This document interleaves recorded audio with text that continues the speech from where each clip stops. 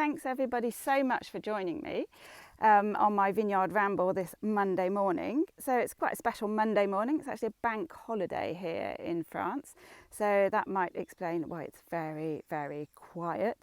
Apart from the birds, if you can hear the birds, they're really, really singing this morning.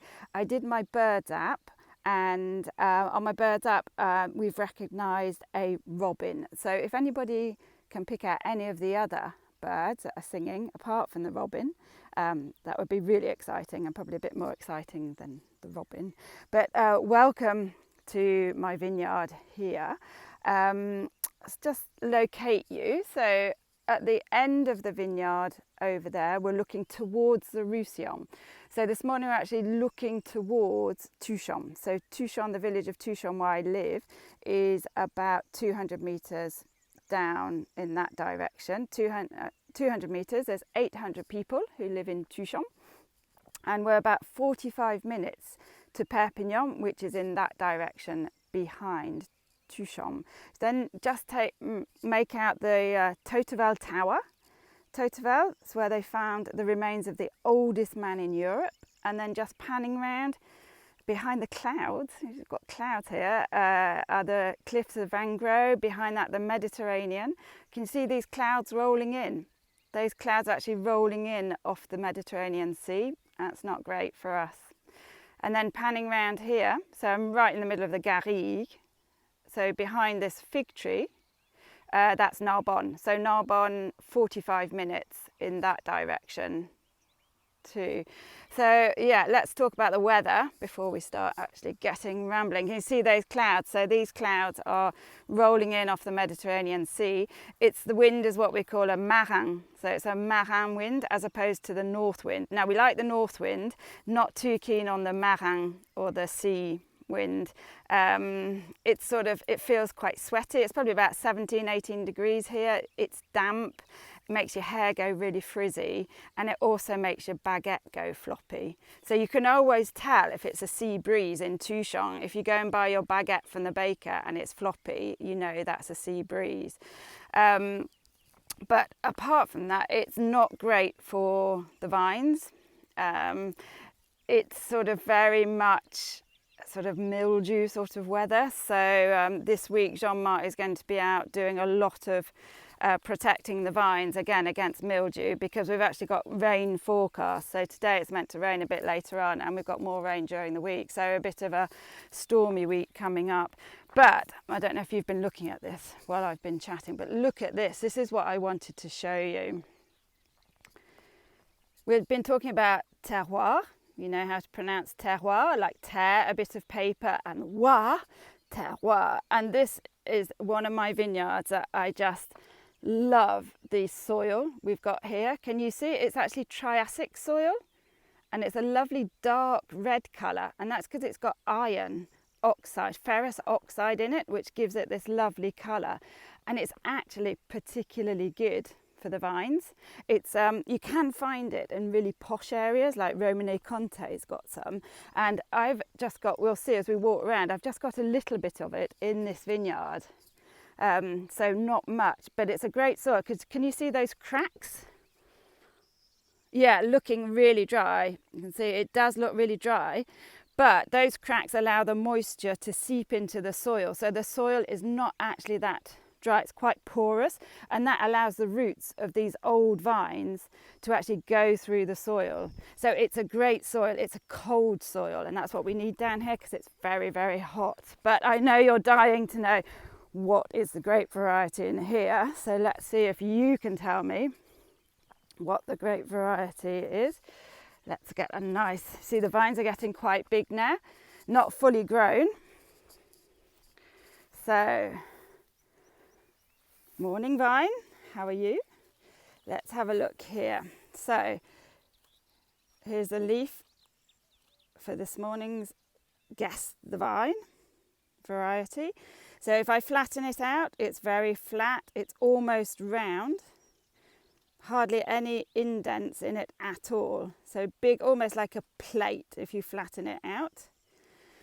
If you turn it over, Grenache, yeah, Steve's in, I think you know Grenache really well, but this is Grenache. Turn it over and there's no hairs there at all. Very smooth. So you can see it's like it's almost waxy. Said the other day it's a bit like a barber coat, so sort of a wax jacket. So quite thick, waxy, and that is Grenache. Grenache probably came from Spain. It's a Spanish grape. Grenache, we love it because it loves drought conditions. It absolutely thrives in really dry soil. So we're saying like these soils looking quite dry at the moment, apart from that big puddle there. But Grenache loves really dry drought conditions. It loves windy conditions as well. It's got very, very strong shoots, so it can really withstand the wind. If you have any questions, it's easiest if you put them in the little box at the bottom of the screen with a question mark on it. So you can type in there and then I can have a look at them at the end. I try and pick up on some of them as we're going around, but it's not always easy. And now let's have a look at a bunch of grapes. So this is a Grenache vineyard. It's literally all red Grenache in this vineyard. There's the occasional bit of white and grey Grenache too, but mainly 100% Grenache Noir. Just have a look here before we look at the flowers. Look who's been in my vineyard. Can you see that? Look at that. That's Monsieur le Sanglier, Mr. the Wild Boar, been in this vineyard. They love it. The wild boar roam in this sort of grassy countryside up here. Let's I haven't really rambled. Let's ramble up here.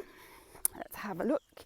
Wow, look at this one, morning vine. So lovely Grenache leaves. And then here, look at the grapes. So depending on those of you who've been following me, now each little vineyard, I've got 14 little tiny plots, 15 with the new one that we've just bought. And they're each at a different stage. So you can see here, some of it hasn't flowered yet, and some of it is flowering. So it's sort of a bit of a mixture, where other ones we've been into, it's actually finished flowering and it's actually grained. You can see those brown bits are the petals here that are falling off now that the grapes are pollinated, or the vine flowers are pollinated, and then they will turn into the little grains of grapes. So that's the stage we're at here. But I wanted to show you something up here. Has the picture gone? I see some of you having trouble. If the picture does go, I'm still here. So just try and log back on or get back on. I am obviously out in my vineyard, so sometimes it's a little bit different.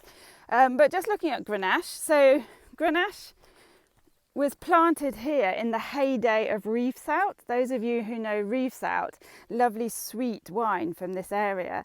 And that was in the 50s and the 60s. The Rivesaltes appellation was probably one of the most popular wines in France, a lot of it being sold to the industrial north.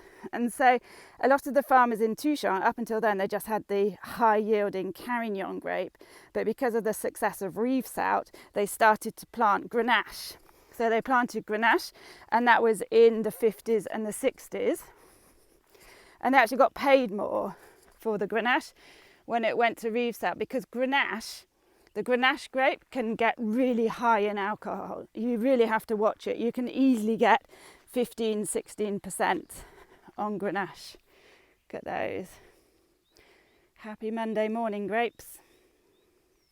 So the farmers in the 50s and 60s started to plant Grenache with the Carignan. So this vine now is about 60 years old. So old vines, and would have been planted to produce a sweet Grenache when it was first planted. Any of you know or tasted the Rivesaltes? Yes, self-pollinating. So on the vines here, we don't need the bees or the insects to pollinate vines. They actually self-pollinate. So they're hermaphrodites, is that the right word? Get the right word. And they don't need bees or insects to transport the pollen. They actually do it all themselves. And then I wanted to show you this as well. The sun's come out, it's lovely. I'll take my video off. So I hope you're back with us, those who just dropped out. Can you see this? So this is a little well, and you can see it's actually does have water in it this morning. So these little wells would have been built by the locals when they used to come out to this vineyard. This vineyard is about 10 minutes on foot from the village. So they would have come out here, with their wheelbarrow perhaps, and they would have mixed up their the spray they're going to put on the vines. They would have used the water here. And if they'd have come out with a horse like Mignon, then they would have given the horse water to drink from this little well here. It's beautiful. Lovely. See, there's lots of questions, so I'm going to march on down here. Look at this. So there's more of this lovely red Triassic soil. And I don't know if you've ever thought, like, could you actually eat Grenache grapes as table grapes? What we were just talking about last night. And you can't really. The skins are really thick. Although the skins are quite fragile, they're actually really thick. So when we're tasting the grapes coming up to harvest, the skins are just very thick and quite tannic and harsh. So you wouldn't want to eat them as table grapes. So just come down here. I'm going to walk down to the bottom of the vineyard, down here. Hey, morning Diane. While I'm walking, let's have a quick competition. I think as it's a bank holiday in France, let's put 4 French flags up to say, yeah, we're on holiday in France today. 4 French flags. The first one to put up 4 French flags. Look at that. Lovely broom. I see some of you just joining at the moment. If you've just joined, we've got another couple of minutes to go. And then you can catch up on Instagram TV.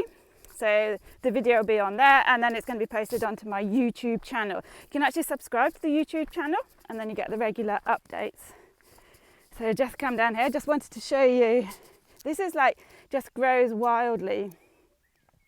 Okay, great. So the winner, well done. I'm just going to read it as it is. Hoxneg Elby. Congratulations. Perhaps if you can just send me your address with a direct message, then I'll get some lovely wild herbs from Touchon off to you. Congratulations. So just looking at this tree here. So here we have a lovely olive tree. Look at this. It's just gorgeous. And this just grows wildly just next to my lovely Grenache vineyard here. And see this? Got some British flags in there as well. Thanks for those Irish. Oh, it's a holiday in Ireland too, yeah. Congratulations, Liam, too. Look at this lovely fig tree. Right, let's have a look at some of your questions. I just stand and look out over here. Ah, nice one, Tim. This one's actually for Jean-Marc. Will you be cutting the grass? Yeah, this one is quite a grassy vineyard.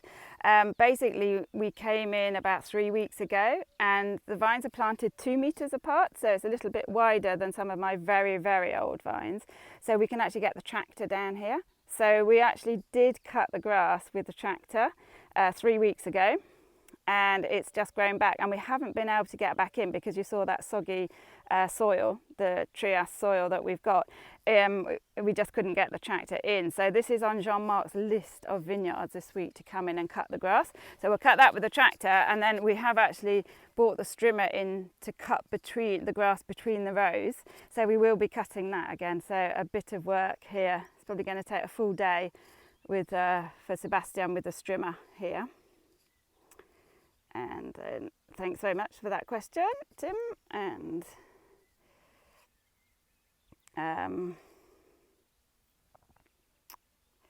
yeah, this is an interesting one because I always thought that Grenache skins were thin. I think it definitely depends on the yield that you're getting from your Grenache grapes. So our vines are very old here, they're 60 years old, and so they're producing very few grapes, and those grapes are really concentrated and the skins are thicker. So we actually get a very dark coloured Grenache red wine from our old vines here. Thanks for that question there, Sipping Point. Grenache, it does oxidize quite quickly. That means it can go sort of a brownish colour and ages really quite quickly once you've made the wine. And in that case, we'd never put our Grenache into oak because oak would speed up the oxidizing process, and we don't want that style of we just don't want that style of wine at all. We want the fresh fruit on it. Right, I'm just going to take 2 more questions. It's one from Joe. Thanks. Good to see you, Joe. How high are you? So here we are at about 200 meters up. So we're actually sort of on the, that's the valley bottom over there. So we're just sort of climbing up and just about 200 meters. The village of Touchon, even though when you actually come here, it feels like you're climbing up and up and up. Just before Touchon, you sort of come down into the valley. So Touchon is only at about 150 meters above sea level, and here would be about 200 meters above sea level. Thanks for that one. And then finally, one final question. Actually, all the questions about the weeds, I really need to have a word with Jean-Marc, don't I, about getting in here and cutting the weeds. And one final one, similar, is it going to be ploughed from Dan? So we are, yes, we'll probably come in, we'll cut the grass and then come in and plough probably just one more time before the summer. Then the grass is actually going to sort of start dying down anyway, so it's going to be less of a problem. But again, everything depends on the weather. So it really depends what the weather is going to be like, whether we'll get more grass and whether we will have to keep coming back in to cut the grass and to plough. So that's it from what's turned out into a lovely Monday morning down here. The sun's come out. Thanks very much for following me. Let's just have another look. Let's just take you up here.